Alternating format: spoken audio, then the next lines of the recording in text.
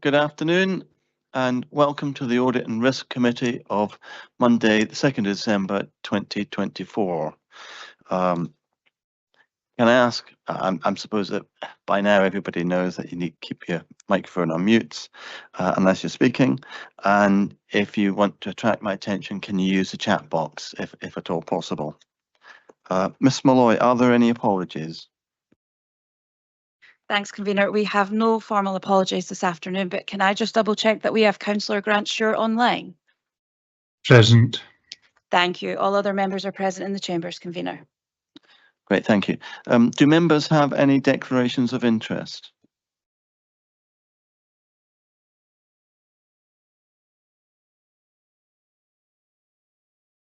Okay, thank you. And are members content to agree the Audit and Risk Committee minute of the meeting of 30th of September 2024?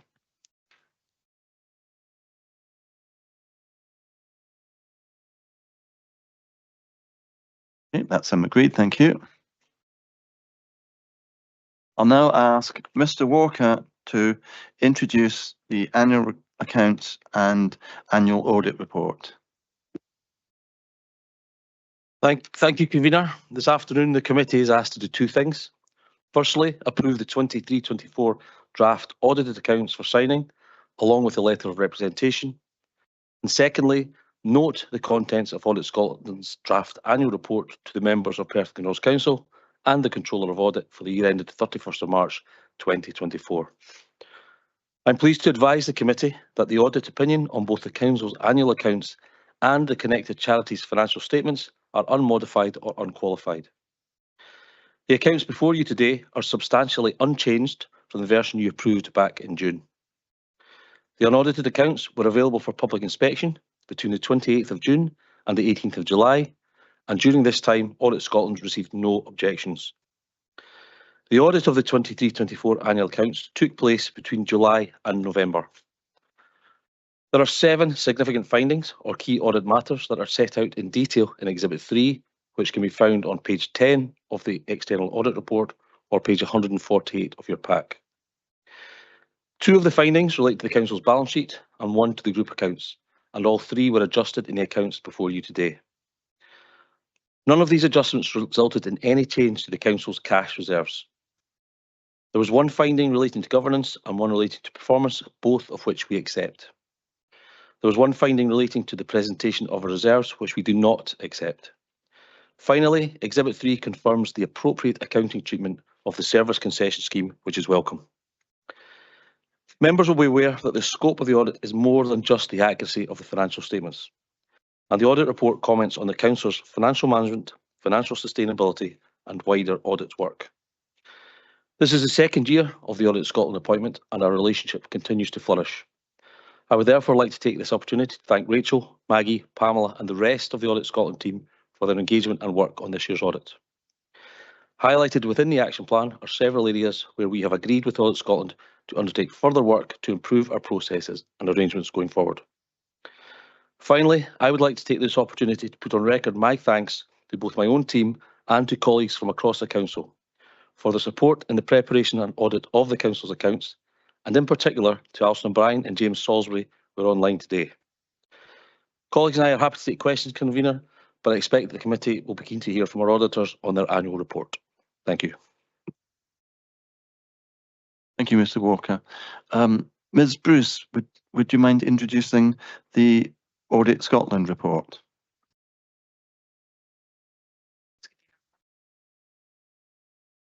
I appreciate you'll have read the report, but working. I will move that over. Sorry, hopefully you can hear me now. I'll run through some key messages in the report. Auditing standards do require that I bring certain matters to your attention as those charged with governance. So I'll ask for your patience as I run through these points. Our audit is substantially complete. We're due to sign later today electronically. And as Mr. Walker said, we are proposing an unmodified audit opinion. So that's a clean audit opinion. And while you might hope for that and expect that, please don't take that for granted or be complacent about the amount of work and financial management that goes into preparing a good quality set of accounts. And I think the audit findings reflect the good quality of the accounts, and we report on that in our report. The report you have in front of you is marked as a draft, but this is a final agreed draft. Procedurally, it remains draft until I sign the audit opinion in the set of financial statements, which I'll do later today, and that will then be issued to the council in final. So there shouldn't be any changes other than moving the word draft from the front cover, just to reassure you on that point. We would also at this stage report any unadjusted misstatements that management had chosen not to adjust. And just to confirm for you, there are no unadjusted misstatements above our reporting threshold to bring to your attention today, which is a good place to get to. I have one request of the committee at this point before I sign today. Can I ask if there's any matters related to actual or suspected fraud or any events, significant events that would have a material impact on your financial statements that have not already been brought to my attention? So anything very recent that members would wish to bring to my attention. Just pause. Do members have any concerns of that nature? There are no concerns among the members of that nature. Thank you very much for confirming that. That's a procedural matter for us to go through today. Another matter to bring to your attention is that we have not undertaken any non-audit work for the council or the charity, and we do not have any relationships or conflicts of interest that would threaten our independence as your independent external auditor. So our audit fee that we presented to you in the annual audit plan earlier in the year remains unchanged. I'll run through each section very briefly of my report, the substantive section being of the audit of the 22-23 annual accounts. And the main message on that is that the opinions are unmodified.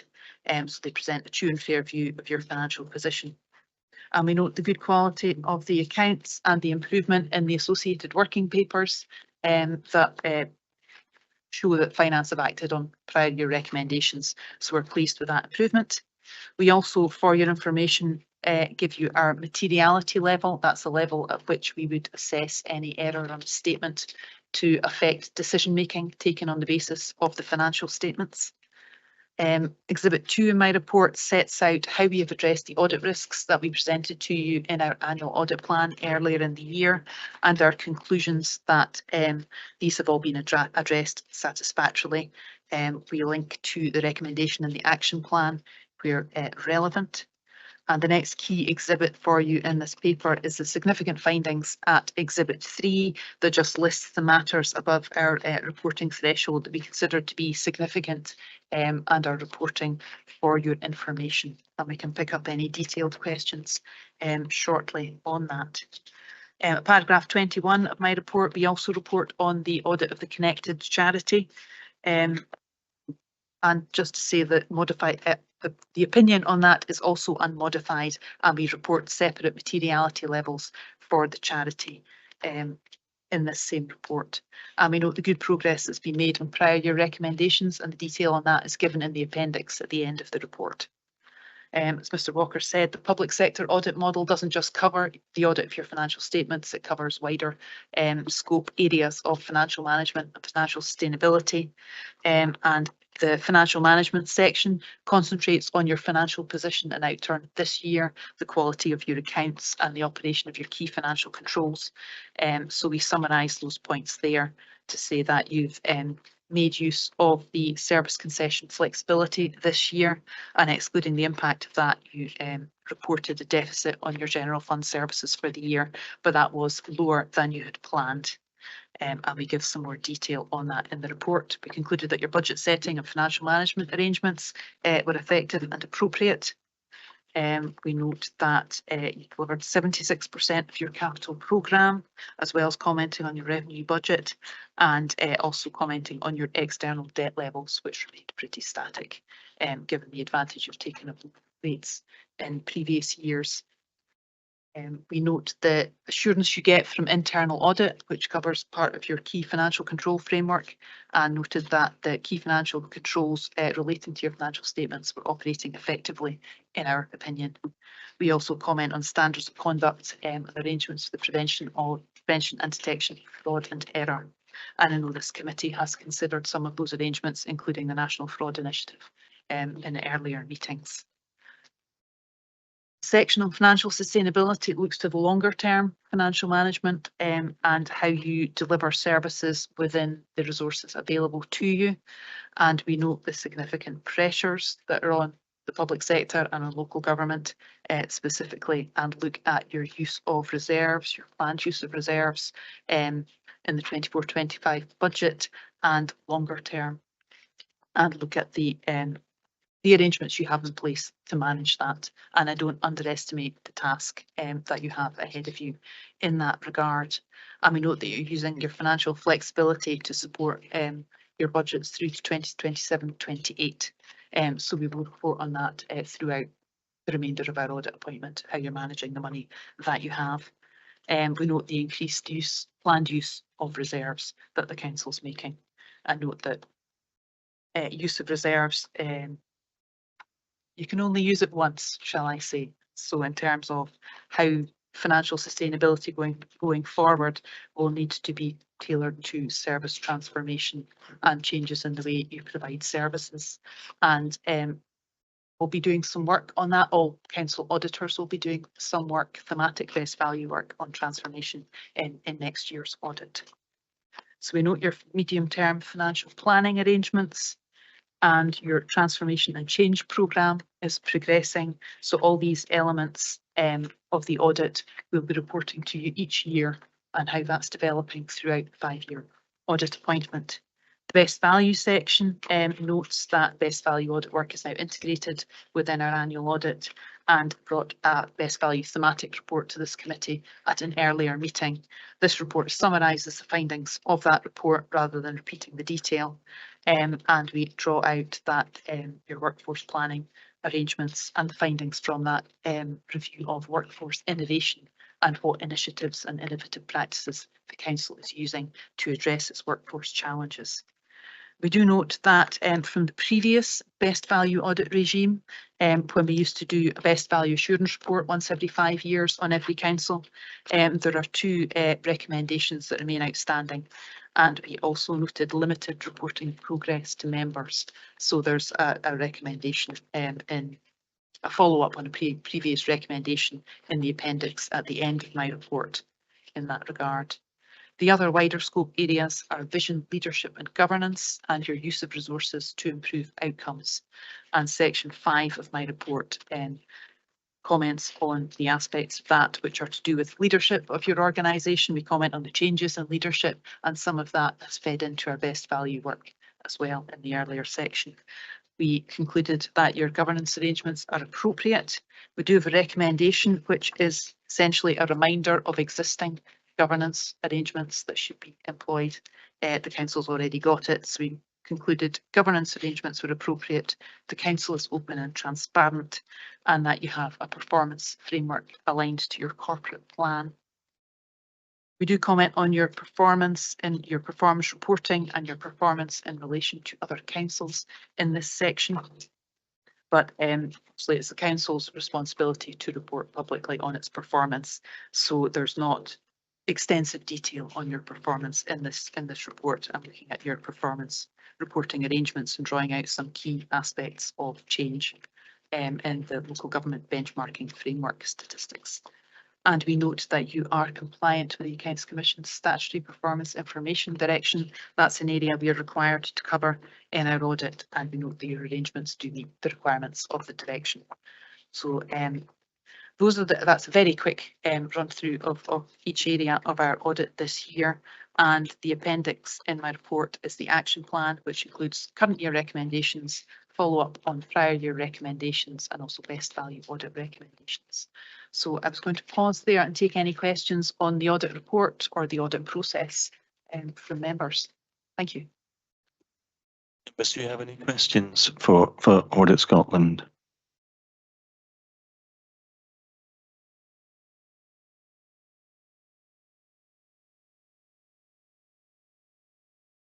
Councillor Barrett. They're not questions for Audit Scotland so much as for Mr. Walker, I think. There are two things. Audit Scotland have just highlighted today about reserves. They can only be used once, and when they're gone, they're gone. On page 175 of the pack, 37 of the audit report, it shows that our total usable reserves have declined as a percentage of the council's annual budgeted revenue compared to the other 28 councils in Scotland. And Perth and Kinross have slipped from 5th place in 2018 to 2019 to 18th place in 2022-23. We don't have the stats on that for this year, but I think that's the 4% on page 29 of the pack. And we know that the accounts have already made it clear that during the current financial year of 24-25, we only budgeted to use reserves of 13.8 million, but we've had to increase that to 28.1 million. So I just wanted to ask if we anticipate that our use of reserves is going to cause us to slip further down the tables for Scotland on this important ratio. Okay, thank you. So, and it's difficult to compare councils in terms of the reserves. It depends on their individual policies. One of the big changes that was made over the last couple of years is around about the service concession schemes. So that could have a significant impact depending upon individual circumstances. The second part of your question, sorry, could you remind me what the second part of your question was? Yeah, just to check, it was the ratio on page 29, and you kind of confirmed that, but it was just whether we expect to slip further. You don't know. Is that right? I don't know where we'll move in terms of league table, but what I can confirm to the committee is we still are between the 2 and 4% that is part of our reserve strategy. Financial and Resources Committee just last week, the update was a project of 3.2%, which was just over £15 million of unearmarked reserves available to the council.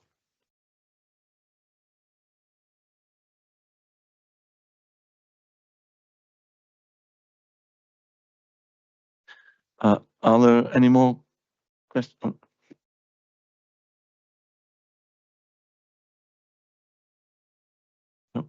Are there any more questions?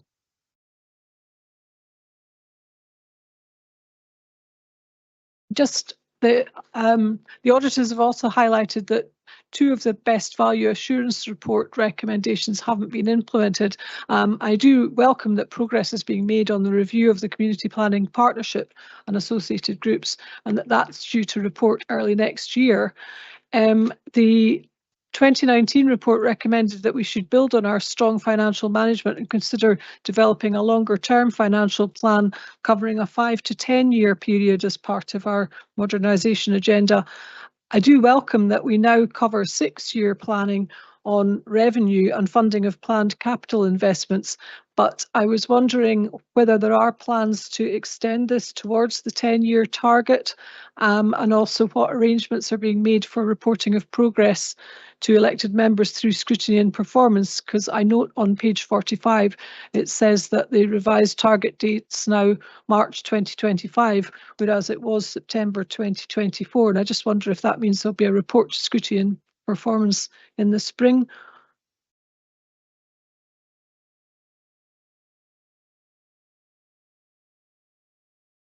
So I'll start with the answer there. In terms of the medium-term financial plan, you're absolutely right. We take a 6-year medium-term financial plan to council.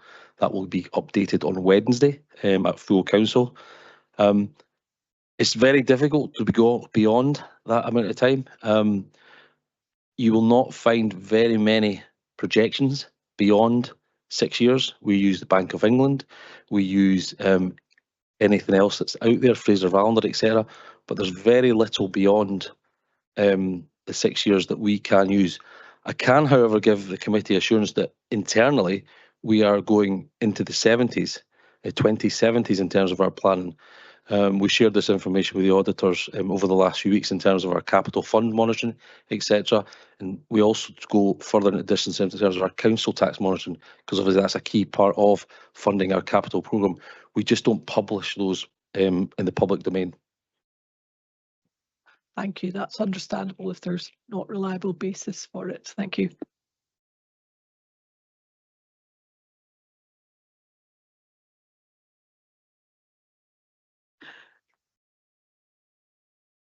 It was page 45. I think that's probably 45 of the audit report. Yeah, it'll be the actions towards the end of the audit report. Sorry.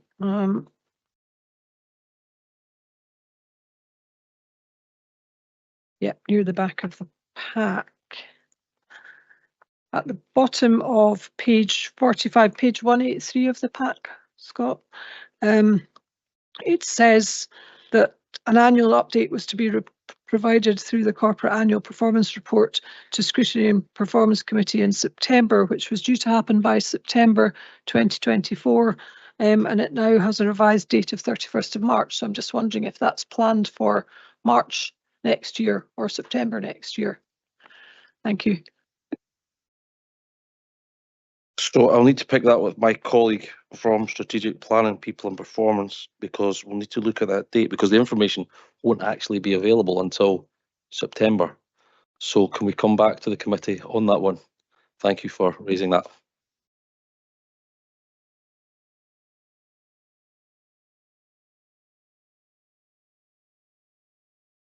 Councillor Chan. Thank you, Convener. I was wondering what corrective measures are being implemented for the misstatements identified, for example, accounting for depreciation and classification errors.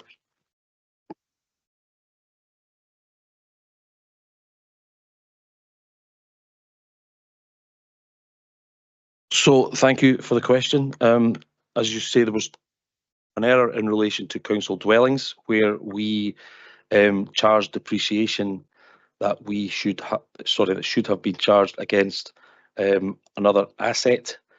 We've put in place checks internally to make sure that can't happen again. Obviously, we welcome that the auditors have picked that up, and we'll be double checking our spreadsheets in terms of making sure that that can't happen again.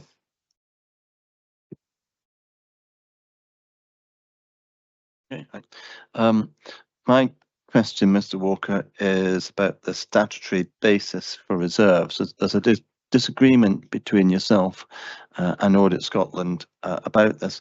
Can you explain the matter from your point of view? Yep. So from my perspective, I completely understand where Audit Scotland are coming from. It's quite clear in the guidance what we should be doing. However, I believe the capital fund is one of the figures in the accounts that is of actually most interest to elected members. We report that through our Financial Resources Committee every time we report. It measures the sustainability of our capital budget. So in my view, it takes away from the figure if we have to separate out in the notes. It makes it harder for you as elected members, for readers, to find out how much we've got in the capital fund. And that's what, so we don't disagree with the principle, but just in terms of the practicalities of making it easier for the reader of the accounts, that's why I would prefer to show it the way we have showed it.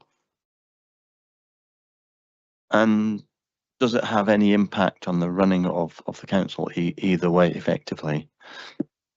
No, I mean, in simple terms, our auditors would like us to add two numbers together and show it as one number within the core statements. I prefer to show two numbers. There's no impact on the council's running. Yeah, are there any more questions? Councillor Collins, Stuart. Thanks, convener.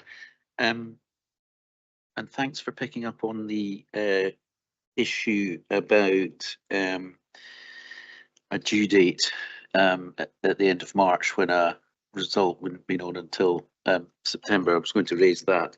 But I just wanted to raise one other thing.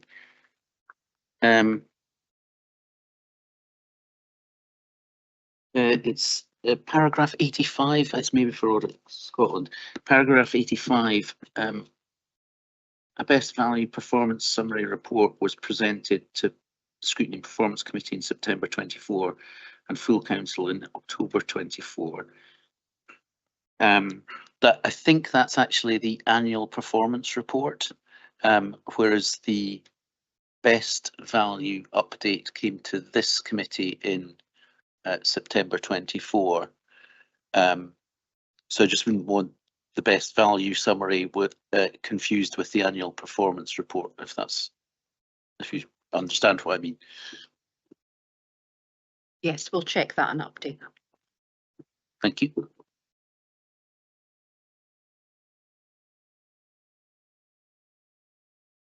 I can see no more members. Oh. Councillor Chan. Thank you, Convener. Looking at the Audit Scotland report, section 4, best value, I was wondering what steps are planned to address the uncompleted best value recommendations. Don't know if anybody's online to answer this question.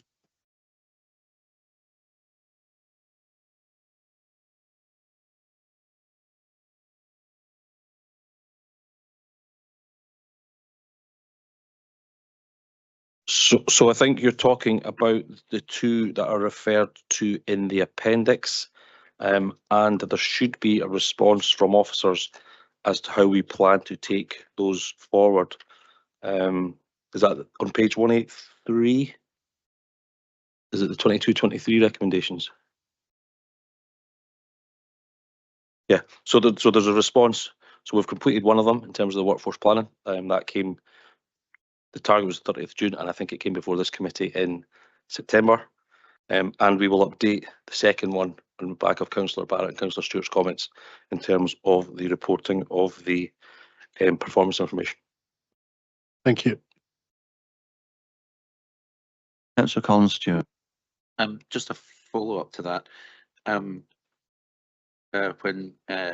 Councillor Chan mentioned section 4 of the report, I wondered whether he was talking about the 2 best value assurance report recommendations outstanding from 2019, which are longer term, developing a longer term financial plan covering a 5 to 10 year period as part of the modernisation agenda and the ongoing review of community planning partnership.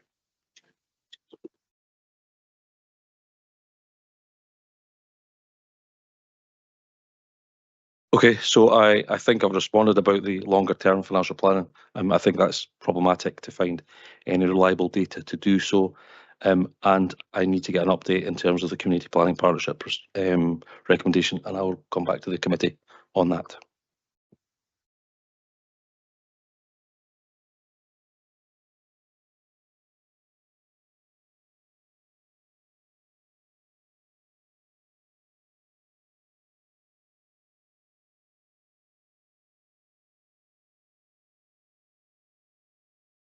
Yeah,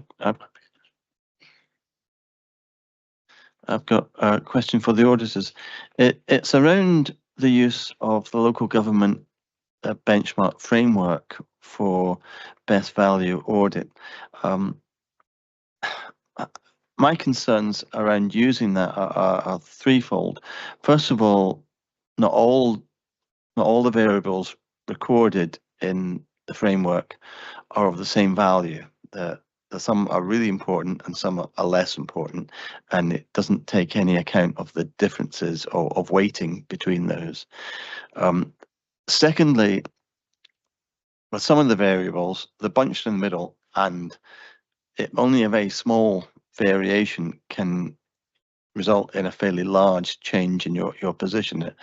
Councillor Barrett referred to one variable going from 3rd down to 18th, but that and the third concern is that use of the local government benchmark framework in this way incentivizes councils to game the system to look for the variables where with a small increase they can shoot up the value, and I'm not really sure why the framework is used for this. Could you just give us more detail on the value of using the benchmark framework?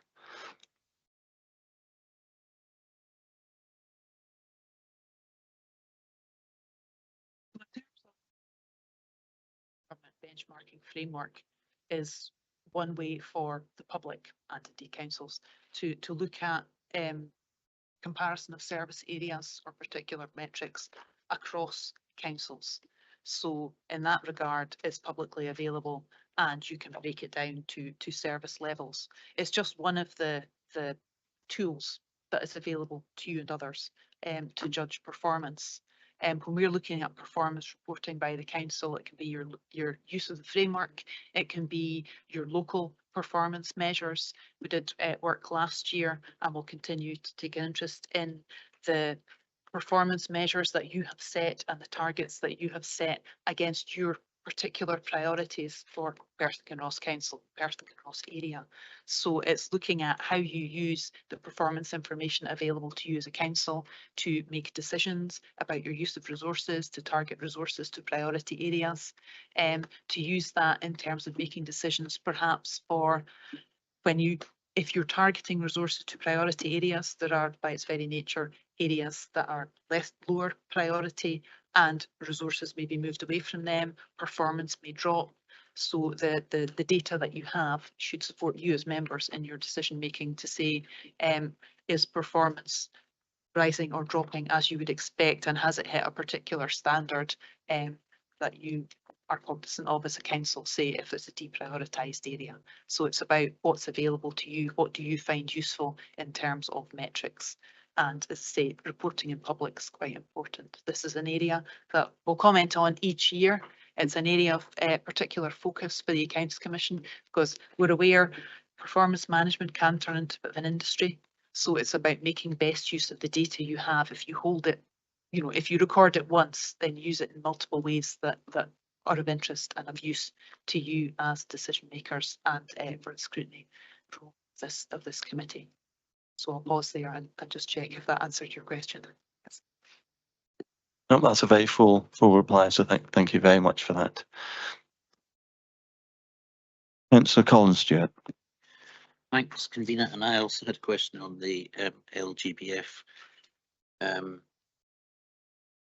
Exhibit 8 talks about the select LGBF data comparison to the other 31 Scottish councils. And I just wondered, when you say select, are all of the exclusions from the LGBF indicators the ones that are mentioned in the paragraphs above, or are there other ones that have been excluded for any reason? It's talking about financial and satisfaction indicators are not included in the paragraph above. So my understanding is that those are the exclusions. I don't have the detail of all the 50, but I can get that if you would like, but that's my understanding is that we just listed what was excluded. Thank you.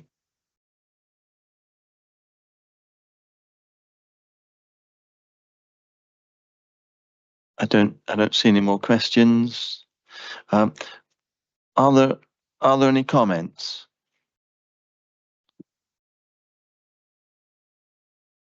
Councillor Barrett. I'd just like to thank Scott Walker and Alison O'Brien and all the teams across the council for all the work that's been involved in the initial preparation of the accounts and then getting them through the audit process. We councillors have just had a private session with the auditors, and while none of us is complacent about what's involved in the preparation of the accounts, it was again reassuring to hear that we have a good team producing high quality accounts and working papers supported by reliable processes and effective controls. So thank you for that reassurance to everyone who's been involved. And I'd also like to thank Ms Brown and Ms Bruce and the Audit Scotland team for all your work in the accounts and your constructive recommendations to us. Thank you.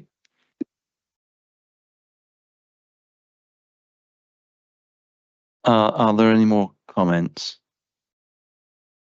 Okay, well, I think Councillor Barrett's been stealing my thunder. There are a few parts of Perth and Kinross Council that we should be extremely proud of. I refer to them as most shining jewels in the PKC crown, and the finance team is definitely up there as one of the most shining jewels in the PKC crown. This is an extremely good audit report from Audit Scotland on our financial team. It's unmodified. There are lots of really good statements, unmodified for the group and for charities, and it all the way through, there's an underlying thread of the high quality of financial management we get from the team. So like Councillor Barrett, I'd like to thank everybody involved in this from our side, and Miss Bruce and Mrs. Bruce and Ms. Brown, and thank everybody for all their hard efforts in putting this together. So thank you for that.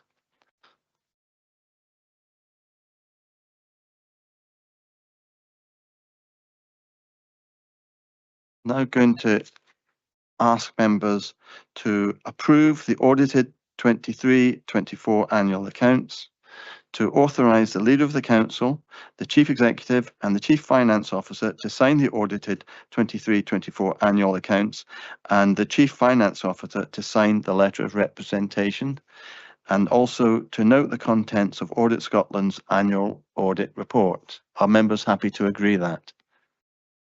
Right, thank you. And I'll pass you on to Councillor Chan, who will take on the internal audit parts of this meeting. Thank you, Convener. I will now ask Jackie Clark, Chief Internal Auditor, to introduce the report. Thank you. Thank you, Vice Convener. The first report from Internal Audit is the update report, which details progress against the approved internal audit plans. As a team, we have continued in connection with the audit plans for both Perth and Kinross Council and the Integration Joint Board. And we have also been supporting services in ensuring that data sets for the upcoming National Fraud Initiative exercise have been uploaded in accordance with the Audit Scotland's timescales. I'd like to highlight to the committee that we're currently involved in some unplanned work, but if there's any outcomes from that which are in connection with the risk management, governance or internal control, then these outcomes will be reported back to this committee. Section 6 of this update report highlights the new global internal audit standards, which will come into effect for the public sector on the 1st of April 2025. They were published earlier this year, and CIPFA have been consulting on 2 documents, one of which is an application note, which provides the public sector approach for implementing the global internal auditing standards, and also a code of practice for the governance of internal audit, which includes the role of the audit committee, so our audit and risk committee, in engaging with internal audit. I'll continue to assess compliance with the standards and with the application note and the code of governance once they are published, and I'll bring these documents back to you for your information and for your approval in terms of these being our core governance documents going forward. The consultations, the final consultation closed, I think it was just last week, and which we have responded to those consultations, and at this point in time I'm using those documents to assess for our compliance and for the work that we will need to do to enable us to generally conform to the standards and then hopefully fully conform within the first year. But I'll bring more information to the audit committee once these documents have been finalised. I'm happy to take any questions on the progress report and also on the global internal auditing standards if there are any. Thank you. Thank you, Jackie. Do members have any questions?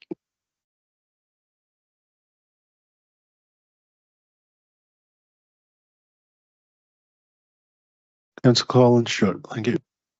Thanks very much. Thanks for the report, Ms. Clark. It was about these new global internal audit standards, and I just wondered, are Are these refreshed standards with minor changes, or are there major changes within the new set? And if there are major changes, how much training and updating of qualifications does that entail? Thank you for that question. The new standards that we're looking at are global in terms of literally worldwide standards for all practice of internal auditing, both public, private sector, financial services. They are very wide ranging, but they are also really quite specific, which is why the guidance from CITFA is key for us to ensure that we are complying properly with those global standards. There are quite a few areas which are slightly different, not massively different, but we will need to look again at how we are complying through the mandate for internal audit, through our charter, and through our approach that comes to you, and also it's quite a small one, but you're used to seeing my annual audit opinion, for example. Well, the phraseology is slightly changing for that, so it'll be my conclusion. So there's little things like that which we need to go through and make sure that we are fully compliant and picking up on all the necessary areas. So I mean, that's just a very sort of small example, but nonetheless, you know, there's some differences in language and in tone there that we need to ensure that we get right. So it will be quite a large piece of work for myself leading the team, but also for you as an audit committee to engage with that from the code of governance point of view, which is why, you know, as soon as I've got that, I will hope to arrange a development session with you so that, you know, there's a shared understanding of what the implications of that will be. I hope that answers your question. Thank you.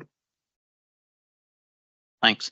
And then just in practical terms, does the introduction on the 1st of April 2025 have any implications for audits which will have started before then but not reported? That's a very good question. I'm not 100% sure on that one when it comes to the final reporting of that. I would hope to get as much done and reported, completed and signed off by the 31st of March, so that that's not really an issue kind of going forward. Thank you. Councillor Ken Harvey. Thanks, Vice Convener. Previously, in one of these meetings, you were discussing staffing issues. Are you now? I know it's not really related to this, but are you now up to the numbers you need, or are you still having issues? Thanks. Thank you for that question. We are now up to resourcing now. We have one person who is on maternity leave, but they will be back shortly in the new year, and then we'll be fully staffed. Thank you for the question. That's good to know. Thank you.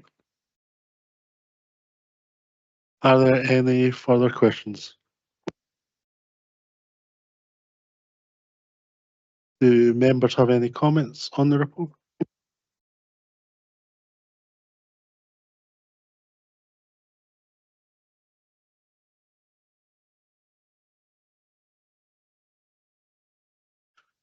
There are no comments on this report. Can I ask if members agree with the report?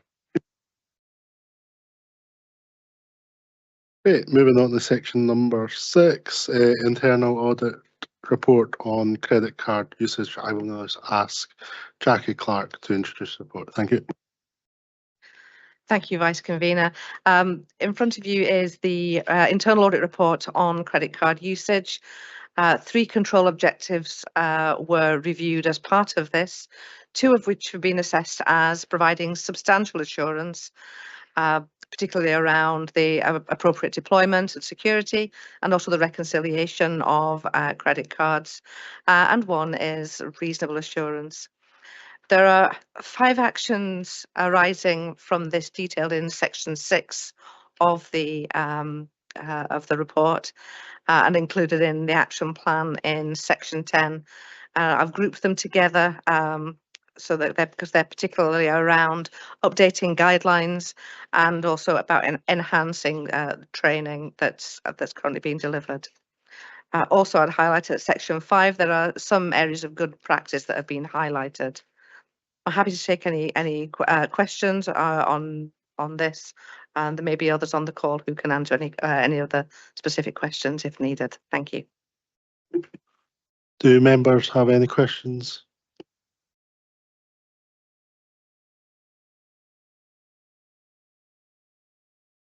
You've got a question? Yeah. Mrs. Clark, how confident are you that the 5 actions will be undertaken? Thank you for the question. From the engagement with the service, I'm quite content that these will be taken forward and quite swiftly. Thank you. Do any other members have questions?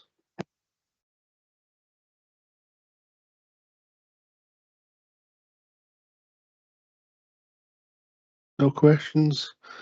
Are there any comments on this report? Ask members if we can agree with the report. Thank you very much. Moving on to internal audit follow-up, I'll now ask Jackie Clark to introduce the report. Thank you. Thank you, Vice Convener. Within the period that that this report covers, which is the period up to October 2024, 11 actions were due for completion. 3 have been verified by internal audit as complete and therefore are not included within this paper. And there are 8 actions that are included across the 2 appendices, which have yet to be fully completed.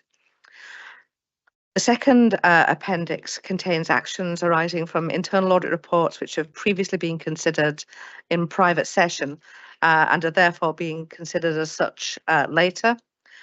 So at this point, I'd be happy to answer any questions regarding any of the outstanding actions from Appendix 1. And I'm aware that Mr. Pat Taggart is also on the line if there are any questions in relation to the fuel actions. Thank you. Thank you, Jackie. Are the members have any questions?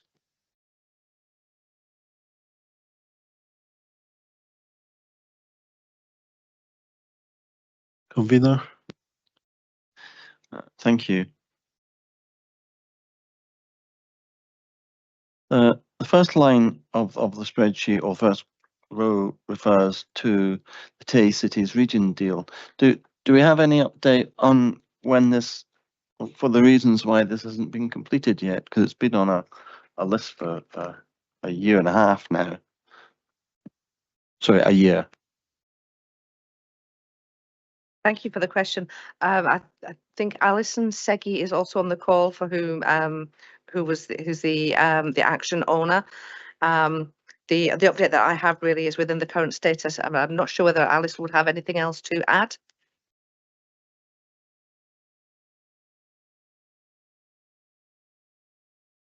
Happy to respond if required. Essentially, it's a matter of timing. It was unfortunate I wasn't made aware that the Dundee Council audit report was released later in 23, or I could have provided an update on that. I was only recently made aware of that. However, I can reassure members that concluded that there was substantial assurance around the processes around the city deal through Dundee City Council, who are the lead authority, and they recommended that the processes are robust and well designed. Some risks were highlighted in that Dundee City Council report around business case timescales and delivery of the deal programme as we move into year 5. There was a slight confusion between myself and our own internal auditors about what was actually required.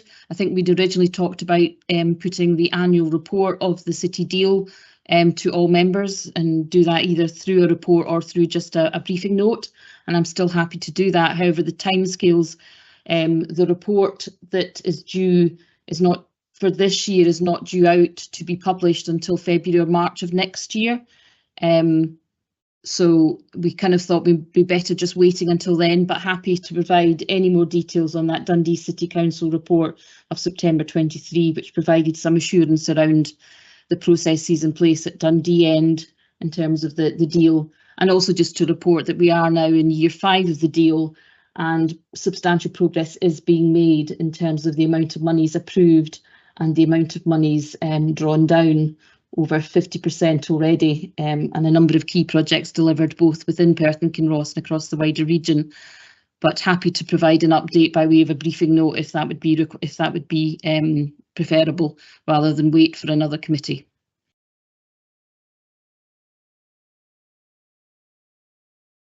I don't know what members think, if they're content to see a briefing note. Or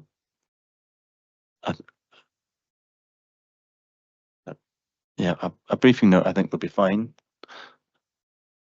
Councillor. I think if this is an update on a joint committee, or an annual, or effectively a performance report for one of the joint committees, it should go to the appropriate committee of the council as a formal report, not opposed to having a briefing note in the interim. But certainly, if it was any of the other organisations where we're engaged with other local authorities, it would be normally be supervised by the relevant committee as a formal report. Yep, happy to take that forward. So formal. Great. So we have another question from Councillor Harvey. Ken? Thanks. Thanks, Vice Convener. Just, you might not be able to answer this question, but just noting action number 2306 regarding the fuel, particularly 1.1, but 2.1's related. I know it's the start of December, so obviously it's not been completed yet, but would you know the magnitude of this kind of discrepancy at all between the hardware and software? Because I can understand that these discrepancies can be quite big with instrumenting systems like this. So is there any more detail on that one, or? I think Pat Taggart's online, if you just want to come in on this one. Yeah, thanks very much, Convener. So Pat Taggart, Fleet Services Manager. I started in November 23 and was almost kind of straight into the kind of audit process by Ms Clark and our team. I think what the findings really really showed us was that we're dealing with, when I talk about the hardware, I'm referring to the actual fuel pumps that are located at the multiple depot areas. The software, as you're aware, is the system that sits behind that. Now, the audit actually demonstrated, excuse me, that there were anomalies between the hardware and the software connecting with each other and actually passing on the real-time information to us. So as a consequence, since the audit findings and trying to address what the issues were, we have spent quite a bit of money trying to renew the tank gauges, the meters, and the compatibility of the hardware and the software linking in with each other. But even we did an end of month audit, which was just done this morning, and that's shown up that we've got a faulty meter at one of the depots. We've got issues with connectivity. So these are the types of things that's actually causing us to not be able to kind of just totally write off the kind of risk aspect of it.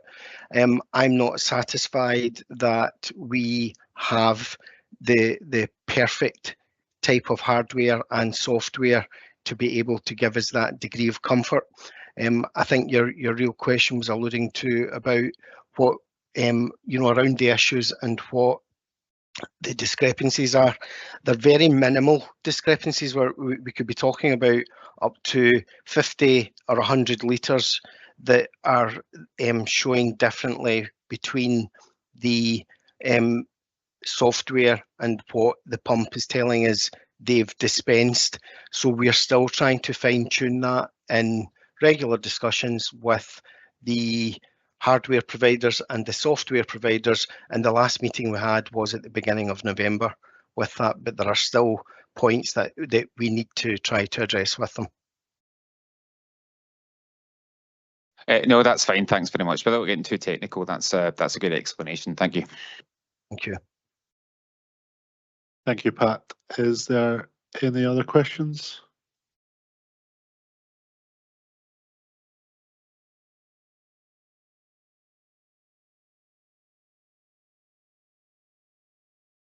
Great, so that concludes the public part of the meeting.